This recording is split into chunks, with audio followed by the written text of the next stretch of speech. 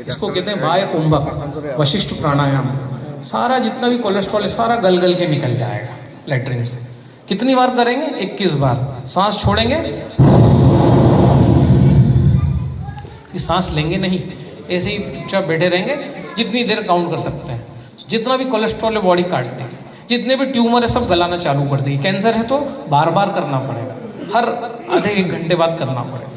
अब कूल्हे की हड्डियों में दर्द है, डॉक्टर ने बोला रिप्लेस करना है, घुटने खराब हो रहे हैं, तो क्या अब ब्लड को ऑक्सीजन से लोड करना पड़ेगा, क्योंकि कैंसर सेल्स डाई इन ऑक्सीजनेटेड एनवायरनमेंट। तो क्या करेंगे? सांस लेंगे नाक से, पेट आगे आएगा सांस लेंगे जब, खुद आगे नहीं करना, ऑटोमेटिक आगे आएगा जब आप सांस धीरे धीरे भरोगे। तो सांस भरेंगे, अब इसको छोड़ना नहीं है, इसको रोक के रखना है यथाशक्ति। इसको कहते हैं आंतरिक कुंभक। इससे जीवन में कभी घुटने और ये कूल्हे सब बदलाने नहीं पड़ेंगे और जीवन में कभी कैंसर नहीं होगा। तो आंतरिक कुंभक और बाह्य कुंभक, अभी इस पे भी मेरा जो है रिसर्च पेपर पब्लिश होने वाला है। ये सारी चीज़ें हम नहीं करते हैं, इसलिए फिर टेक्नोलॉजी कहती कि भैया लाओ 3 लाख और मशीन ले जाओ भैया, कोई वो नहीं, क्योंकि कुछ करेंगे ही नहीं हम। तो फिर टेक्नोलॉजी का यूज़ है कि हम इसमें हमने इमली डाल दी, इसमें हमने ये डाल दिया, वो डाल दिया, आगे बढ़ाते हैं। अब जिसको भी पथरी हो रही है गॉल ब्लैडर में, यूट्रस खराब हो रहा है, टाइप 1 डायबिटीज़ हो रहा है, टाइप 2 डायबिटीज़ हो रहा है, इसमें आपको जो है गर्भाशय कमज़ोर हो रहा है, मिसकैरेज हो रहा है ना, B9 की कमी से मिसकैरेज होता है, या फिर जब सूर्य नाड़ी चलती है तो मिसकैरेज हो रहा है। मतलब क्या? गोंद कतीरा खाना है, गोंद कतीरा आप अमेजोन पे डालोगे तो मिल जाएगा, उसके अंदर B9 होता है, कभी मिसकैरेज नहीं होगा।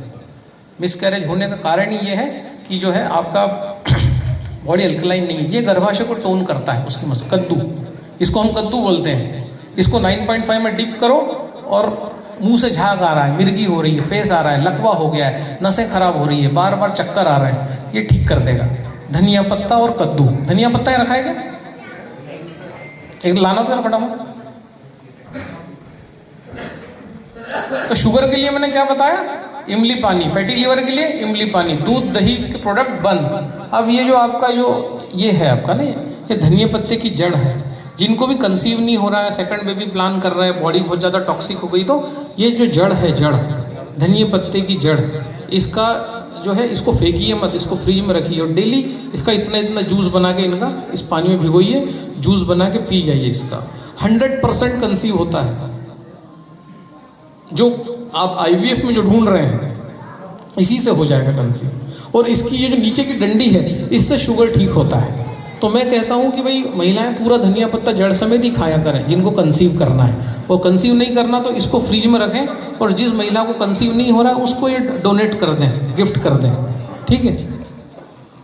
और ये जो पोर्शन है ना, ये जो धनिया पत्ता है, इससे क्रेटिनिन डाउन होता है, यूरिक एसिड डाउन होता है, शुगर आपका सामान्य होता है, चेहरे पे ग्लो आता है। आप जो कहते हैं ना प्रधान जी के चिकने गाल, वो भी ये पीते हैं कैंगन में डाल के, ठीक है।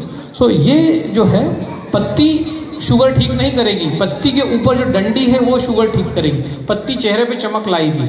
पत्ती में विटामिन ई है, विटामिन ई जो है वो बहुत ज़रूरी होता है आपको, आपका स्पर्म काउंट बढ़ाने के लिए, गर्भाशय को सही करने के लिए, सेल की मेम्ब्रेन की मरम्मत के लिए। तो ये इसमें विटामिन ई भरपूर है, इसमें पालक में, है ना। तो क्या करेंगे, जड़ जो है वो प्रेगनेंसी कंसीव करने में सहायक बनेगी महिलाओं के लिए। पुरुषों को इस जड़ का कोई मतलब नहीं है ना, तो पुरुष भी खा लेंगे, कोई मतलब नहीं। महिलाओं पे काम करेगी, महिलाओं के गर्भाशय को टोन करेगी, ये जड़ कंसीव करने में मदद करेगी, ठीक है। अभी जितने भी IVF सेंटर है ना आपके, तो आपको पता है सबसे पहला IVF कब हुआ था?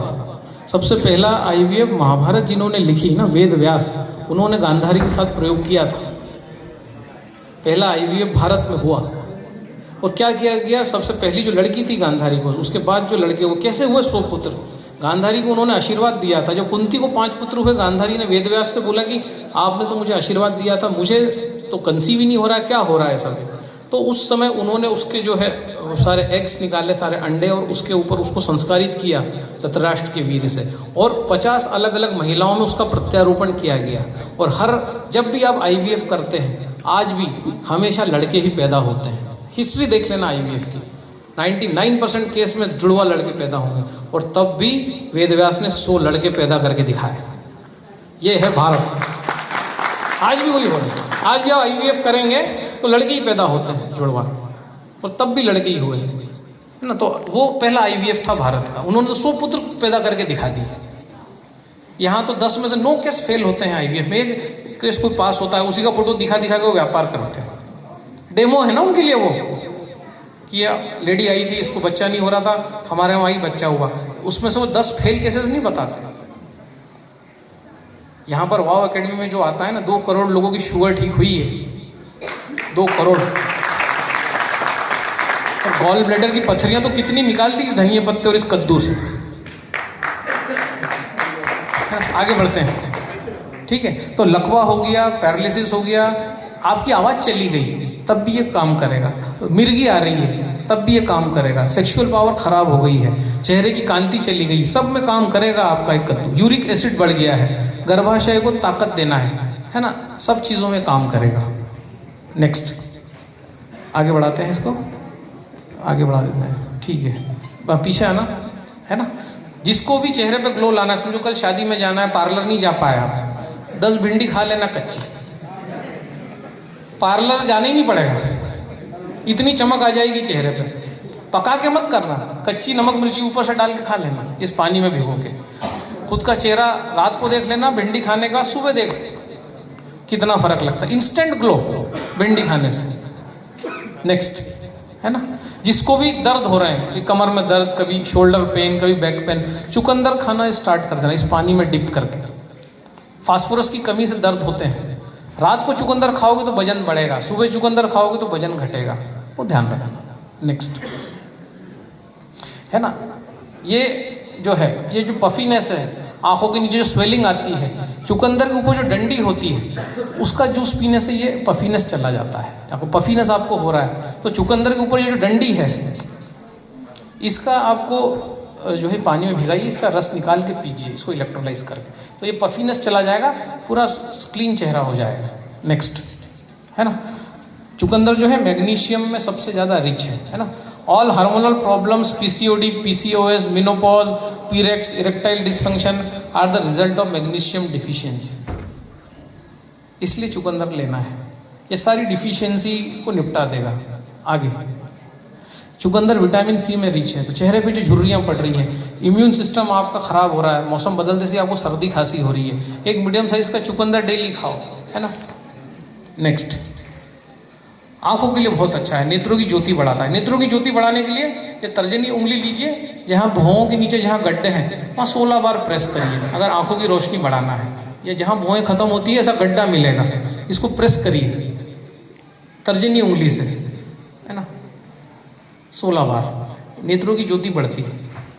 नेक्स्ट है ना, आयरन और कॉपर में भी जाता है, हीमोग्लोबिन बनाने के काम आएगा, बहुत सारे फायदा। अभी चुकंदर आ रहा है, डेली खा सकते हैं। नेक्स्ट है ना, किसी भी फास्फोरस सबसे ज़्यादा है, ठीक है, किसी भी चीज़ में फास्फोरस होना अपने आप में बड़ी बात है। चुकंदर में फास्फोरस भी है, मतलब चुकंदर कंप्लीट पैकेज है आपके सेक्सुअल पावर को बढ़ाएगा, आपके इम्यूनिटी को बढ़ाएगा, आपके जोड़ों के दर्द को ख़त्म करेगा, कहीं भी मस्कुलर पेन है उसको ख़त्म करेगा, आपकी आंखों की रोशनी को बढ़ाएगा, आपके हार्ट को जो है उसकी मसाज करेगा, सब कर देगा।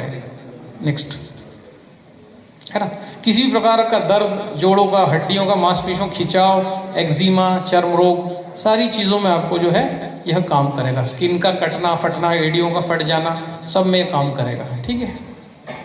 नेक्स्ट है ना, रात को खाया तो वजन बढ़ेगा, सुबह खाया तो वेट लॉस होगा, मर्जी आपकी है, ठीक है।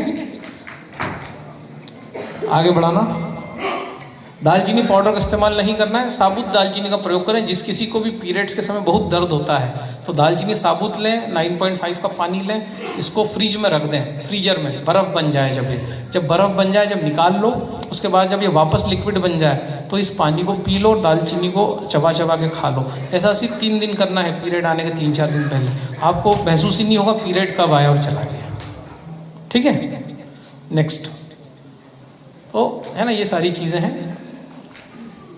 अब हम इस प्रेजेंटेशन को इसमें देखते हैं, वो बीच वाली स्लाइड है क्या, आगे बढ़ा देना, नहीं है ना, ठीक है, इसको बंद कर दो और वो healing is voltage with Ramayana को लगा दो, उसमें एक स्लाइड दिखाते हैं तो हमारा आज का एक कंप्लीट हो जाएगा। ऑलमोस्ट सारी बातें